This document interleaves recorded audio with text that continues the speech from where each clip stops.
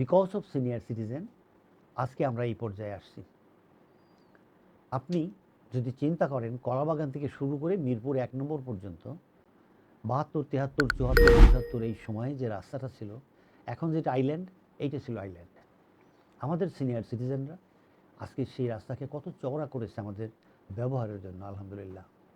তো সুতরাং we are grateful to our senior citizen. Senior citizen, আপনি যখনই বিছানা থেকে ওঠেন অবশ্যই চশমা পরে উঠবেন, উঠে চশমা পরবেন না।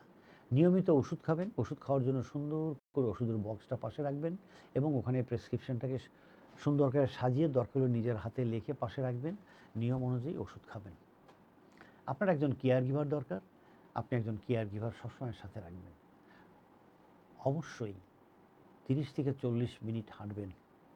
Mobility is the answer, rest is not the answer. Senior সিটিজেনদের জন্য অনেক সময় দেখা যায় হাঁটুতে ব্যথা হয়। হাঁটুর নিয়মিত এক্সারসাইজ করবেন। এখন একটু সুবিধা হয়েছে, আপনার হাতের পাশে ফিজিওথেরাপি চিকিৎসক।